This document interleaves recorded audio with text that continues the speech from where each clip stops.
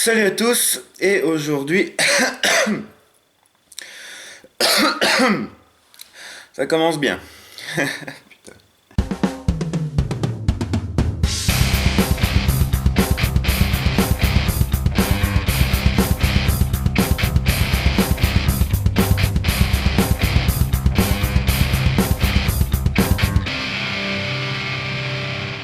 Salut à tous, alors aujourd'hui je vous fais une petite vidéo assez rapide pour faire un petit retour d'expérience sur mon KWC, mon 1911 A1 de marque KWC. Donc, cette réplique je l'ai utilisée quand même beaucoup pendant pratiquement 2 ans. Entre-temps j'ai eu le WE, donc j'ai utilisé un peu en akimbo celui-ci LWE, et ensuite j'ai eu le Marui et j'ai eu tendance un peu à arrêter d'utiliser celui-là. Donc vu qu'il fonctionne encore, j'ai décidé en fait de mettre un petit peu celui-là à retraite. Tant qu'il fonctionne encore, ça m'embête toujours d'avoir des répliques qui ne fonctionnent pas. Donc maintenant que j'ai quand même mieux niveau performance avec le Marui, j'aime autant plus trop utiliser celui-là pour le mettre vraiment un peu à la retraite, pour le garder quand même en état de marche. Donc on va regarder un peu les soucis que j'ai pu avoir avec.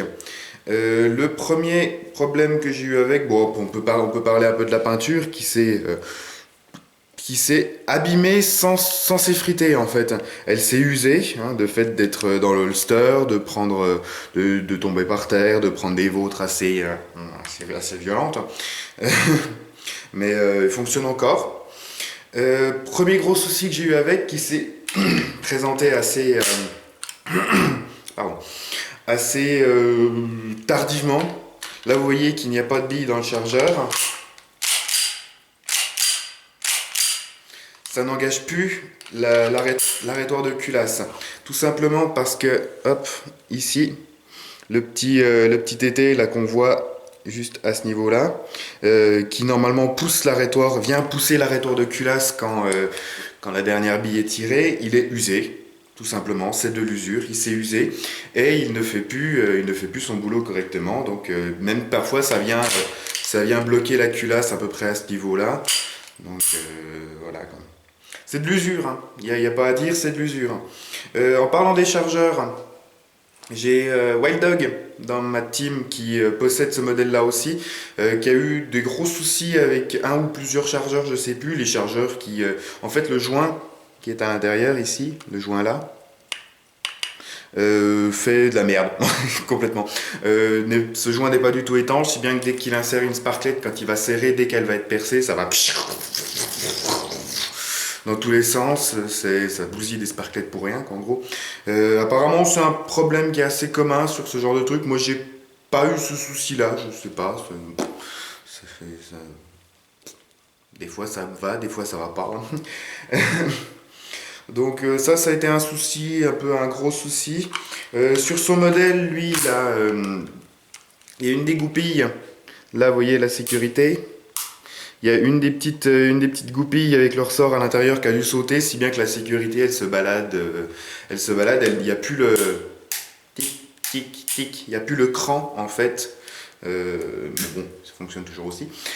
J'ai remarqué, par rapport à ses débuts, une baisse drastique de la puissance. Vous me direz, c'est pas plus mal. Le sud de Wild Dog, pareil. Au début, j'ai quand même fait des pointes à plus de 370 fps avec ça. Ça pique un peu. Mais il s'est assez vite, au bout d'un peu près un an, la puissance a baissé. Au fil de l'usure, au fil de l'utilisation, la puissance a baissé pour arriver maintenant à, même celui de Wild Dog, à peu près 320 fps. 310, 320, 330 fps. Donc si bien que maintenant lui il est content parce qu'il peut s'en servir en CQB.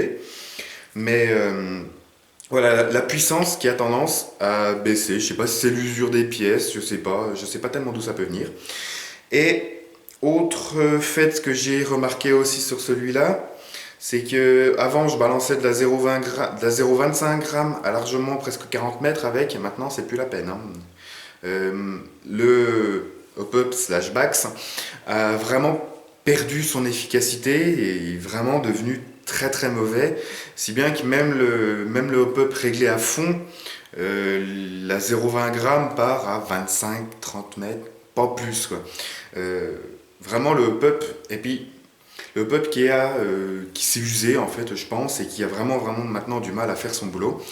Et on a essayé, il y a un autre membre de la team qui le possède aussi, qui a réussi à démonter le bloc hop-up.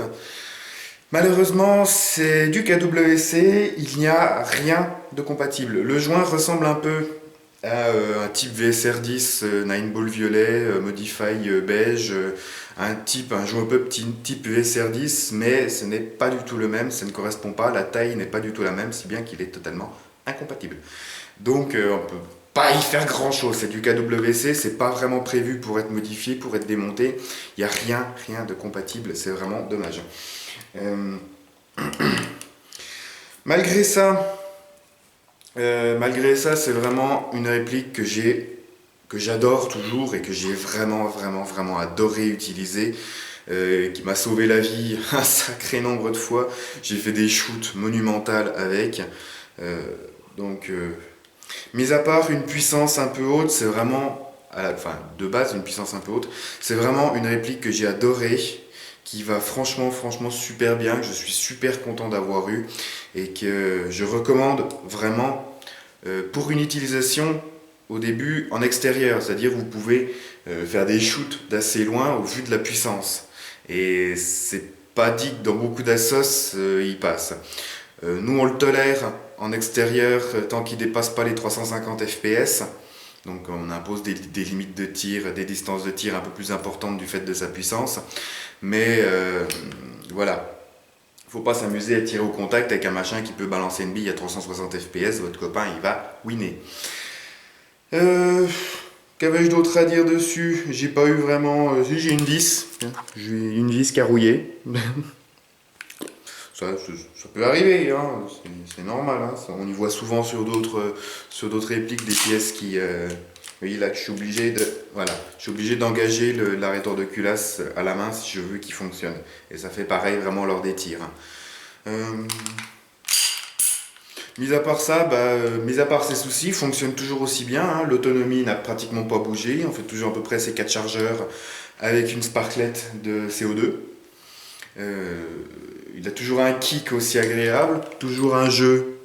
Là, hop, ça peut être facile de vous montrer. Voilà, toujours un jeu là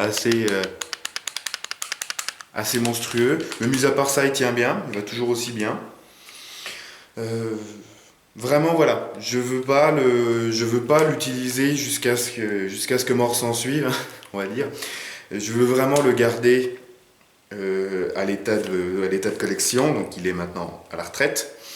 Je vis quand même de temps en temps une petite sparklette avec, juste pour le plaisir de l'utiliser, quoi. Mais je veux vraiment en fait le garder en état de marche, sachant que c'est quand même mon premier GBB CO2.